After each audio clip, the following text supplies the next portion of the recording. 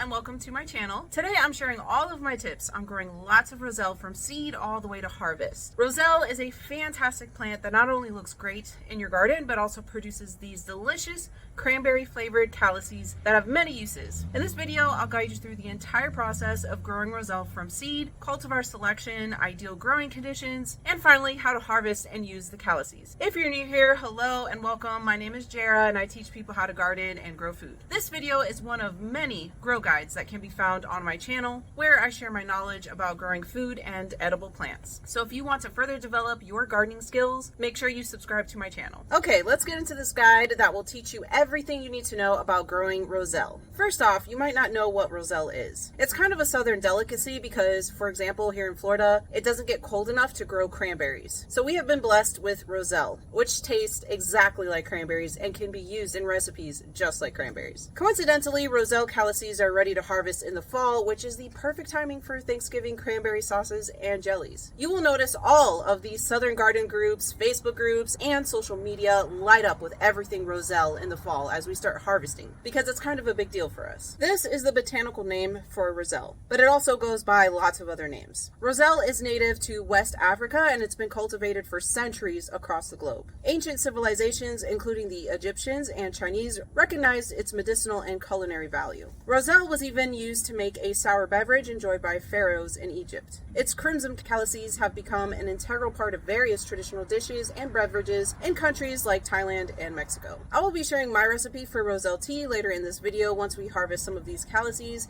to give you some ideas on how to use them. A lot of people confuse Roselle for false Roselle, which grows wild in Florida too, and they are not the same. The Roselle we're talking about today has green leaves like this, and it has red stems with bright red calices and light pink flowers like this one. False Roselle looks like this. The entire plant is a dark red burgundy color. False Roselle also forms little calyxes, but it's not the same in quality or size like Roselle calyxes. Both Roselle and this false Roselle are part of the hibiscus family. The leaves of this false Roselle are still edible though, and they have a very strong cranberry flavor. Since both regular Roselle and this false Roselle are edible in some way, depending on the time of year, I have either seeds or plants for both of these plants on my website. False Roselle grows really tall. If I had to guess, I would say this plant is like 15 feet tall. You can trim it down to maintain it at a smaller size, so it makes for a very attractive edible landscaping plant. If you're going to eat the leaves, just make sure you pick them when they're on the smaller size for the best texture and flavor. Okay, so you want to grow some Roselle. It's actually super easy to start from seed. Roselle does not like the cold and is grown as a long-lived annual. Plant them in the garden as soon as your last average spring frost date has passed, so it has plenty of time to grow into a big, huge bush before it starts producing the calices in the fall. The bigger the plant by fall time, the bigger your harvest. To get the earliest start possible, I recommend that you sow seeds indoors 8 weeks before your last spring frost date. I like to sow seeds in these 4-inch size pot containers. They usually germinate in less than 7 days, provided that the soil is nice and warm. So putting this on top of some heat mats really helps. Also, as soon as anything germinates, it needs light. If you don't have a very bright window, then place the seedlings under some grow lights or shop lights that are 5,000 kelvins or higher for the daylight range. Roselle easily gets leggy if it doesn't have a lot of bright light. In a couple weeks, your seedlings should look like this. You'll know they're ready for transplanting into the garden when you start to see roots coming out of the drainage holes at the bottom. Let's discuss ideal growing conditions so you find the perfect spot to plant them in your garden. Roselle is a pretty productive plant.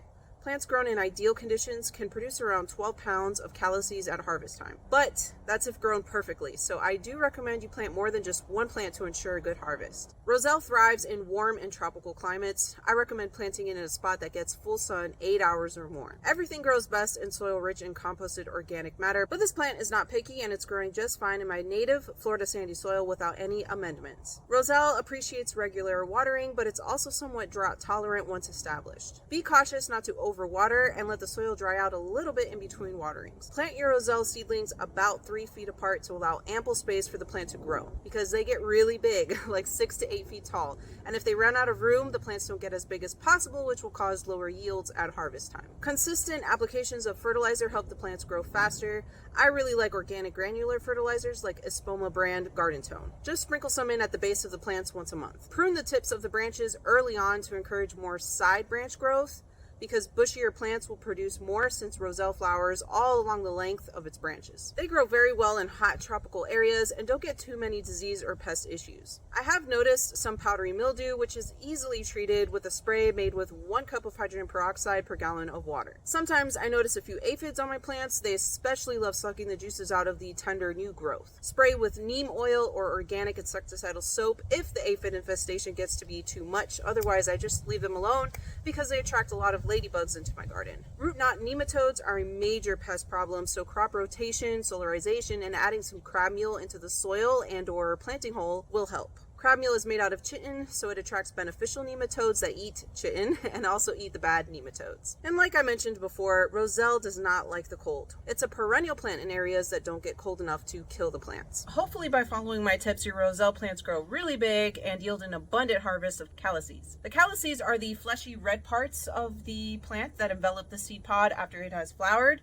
Roselle is triggered to start flowering when the amount of daylight hours starts to decrease in the fall. So expect to harvest calices between October and November. So let me show you how to harvest them. First, Roselle will start to flower, and this flower will only last for like a day or two. Then the flowers start to shrivel up like this, and they eventually fall out, leaving just the calyx behind. You can harvest these calyxes really at any point, just as long as the flower has fallen out of the center of the calyx, or you might need to manually remove the flower from the middle. I like to leave the calyxes on for a few more days until they start getting really big and round like this one. That way you get more calyx per harvest. In the middle here, you can kind of see a little yellow or green seed pod that has started forming inside of the calyx. That part is not really edible, and I'll show you how to remove it once you harvest the calyx. I recommend you cut the calices off with some scissors. Don't try to yank or pull it off because then you could damage the plant. All right, so I'm gonna harvest this one right here by cutting it. And when I harvest, I like to immediately start pulling off the petals. That way I can get rid of that seed pod that's right in the middle. This is what the seed pod looks like. So just throw this piece out.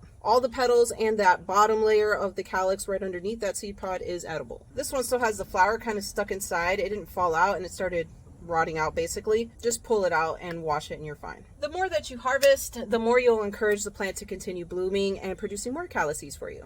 So I pretty much like to check my plants at least every 3 or 5 days. You can store these freshly harvested calices in the fridge for about a week or two, or for long-term storage, you can dehydrate them with a dehydrator, or I simply just lay them out on a piece of paper towel so that they air dry. It usually takes about a week or two for them to be fully dried out. This is just 1 day's worth of harvest. Over the next couple days and weeks, I'll be harvesting more and more of these. Let me show you 2 easy recipes to use up the Roselle calices. The first is to make a simple warm tea. It's best to use dried Roselle for this, so I took some of those calices after removing the seed pod in the middle, and I laid them out in 1 layer on some paper towels, and it took less than a week for it to be pretty dried out. Just take a handful of the dried calices and put it in your teacup, and then pour in some boiling water. Let this steep for about 5 to 10 minutes. While this is steeping, we'll move on to the second recipe, which is a agua de Jamaica. This is a very popular beverage in the Dominican Republic, where my family's from, and in Mexico. To make agua de Jamaica, it's best to use fresh Roselle calices, not the dried ones. Make sure that you remove that seed pod in the middle by peeling off the calices and the bottom. This isn't too difficult to do, but if you know of a faster way to get that center seed pod out, please let me know in the comments below. It can get very time consuming, especially if you have a lot of Roselle calices to process. Alright, so here's all of our peeled Roselle calices. Let's get started on the agua de Jamaica recipe. You're going to bring 8 cups of water to a boil. And then you're going to add at least 2 cups of fresh Roselle calices.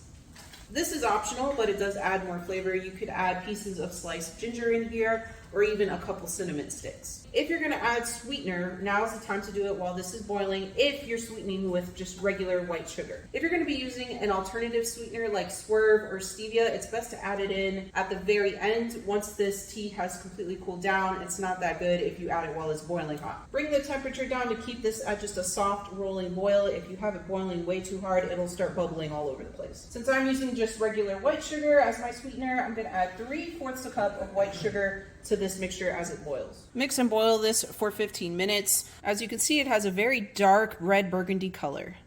While the agua de Jamaica continues to boil, we're gonna come back and finish up our tea. All right, so we strained out the calices and now I'm pouring it back into my teacup. Look at that bright red color. For some added flavor, I'm gonna add a couple leaves of lemon balm, and I just like to crush them up a little bit before adding them into my teacup because that helps release the flavor. You could use mint as well. I just so happen to have a lot of lemon balm growing in my garden right now, so it's the perfect time to use some of it up. And if you've never had lemon balm before, this smells like lemongrass to me. It does not smell like mint at all, and I love lemongrass, especially for teas, so I'm very happy to be adding some of this to my Roselle tea. And this does taste like cranberries, exactly like cranberries. All right, so the agua de Jamaica has finished boiling for 15 minutes. Now we have to strain it out. I'm gonna use a big strainer like this one. This is super hot, so be careful.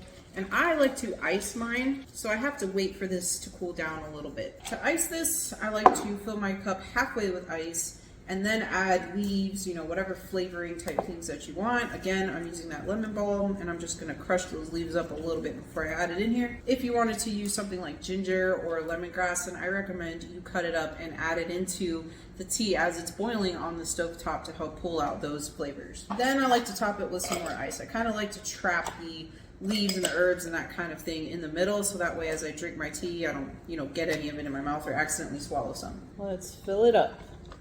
Look at that beautiful color. This, quite honestly, is my favorite recipe for Roselle. It tastes very similar to cranberry juice without a lot of the bitterness, and it's very refreshing. And there are so many other recipes, like Roselle jam, for example. I have a whole collection of recipes on my Roselle growing guide blog post on my website, so I will link that below in the description if you want to get more ideas. If you have any recipes or unique uses for Roselle, I would really appreciate it if you could share it in the comments below. Well, I hope you enjoyed this tutorial on everything you need to know about growing Roselle at home. If you enjoyed this guide and learned something new, make sure to give me a big thumbs up and subscribe to my channel for daily gardening inspiration. Thank you for watching and happy gardening. Cheers!